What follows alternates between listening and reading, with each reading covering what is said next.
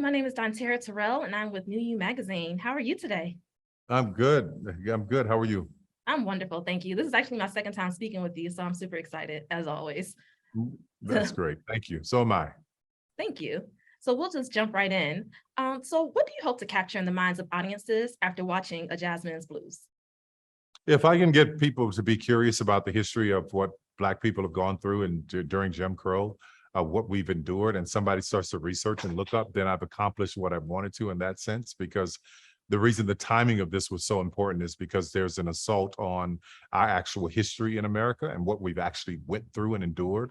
There's a reimagining of the pain we endured, and there's a banning of books and stories and people not wanting the truth to be told. So if Jazzman encourages curiosity, then I've done exactly what I wanted to do.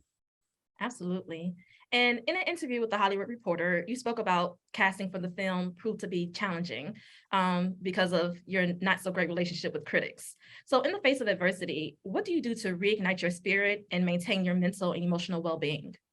Well, it's always been prayer and faith for me, 100%, but also being graced with an audience who has endured and stood with me from the beginning. They can help you overcome a lot of things. Like my audience has, I get emotional thinking about all the things that they have stood with me through as I learned, as I became better, as I messed up, in film and TV. They were always there. And to have that kind of undying support is really amazing. And, I actually want to say something about or ask my next question in relation to what you just said. Now, 2 days ago, you posted on your Instagram that you woke up full of gratitude and prayer. So right now, in this very moment, what are you grateful for? Are you kidding me? Every little thing, just to wake up in the morning, open the curtains and see the sunrise and just know that I've got another day on this planet, another day to spend with my son, who's 7 years old, and watching him discover the joys of life. Everything I'm grateful for, everything. Well, sometimes it takes people a lifetime to figure out, like, just appreciate the small things. Like you said, the sun, waking up, breath in your body. Yep. So, How you do one thing is how you do all things. So if you're not grateful for the little things, I don't see how you'll be grateful for the bigger things. absolutely. Yeah.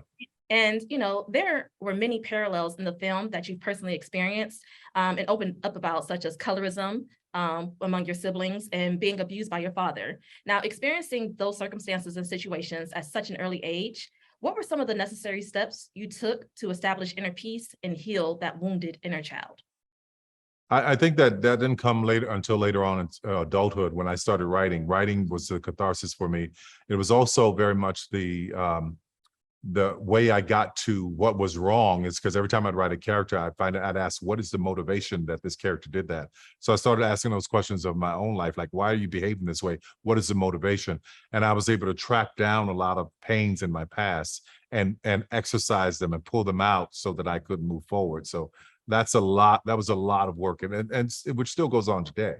For sure. It's a never-ending journey, healing Yeah. and Yeah. getting to that place of peace. Yeah. So this is the first screenplay you've ever written, and it's almost 30 years. And I feel like just looking at your career trajectory, you have so many like life lessons. So what's the most important lesson you've learned so far in life? Just to trust and be honest with myself. Just, I don't lie to myself. I don't lie to God. Just be honest with myself and trust and forgive and move on. All of those things are all lessons. I don't know if one's more important than the other because they all work in tandem. So yeah. Okay. And my last question, if you can give one piece of advice to someone who is starting out on a quest to follow their passion, what would that be? Make sure it's your passion. Mhm. Make sure it's your passion, not something that you change every day or that you just woke up and thought about last week, and then next week you want to do something else. You got to identify it as the thing that doesn't let you sleep at night until you get it done. That's passion. Yeah, absolutely. Well, thank you. This was great as always. And congratulations again. I really appreciate Thank you you. taking the time to speak with me. Thank you very much. I appreciate it. Thank Bye. you. Bye.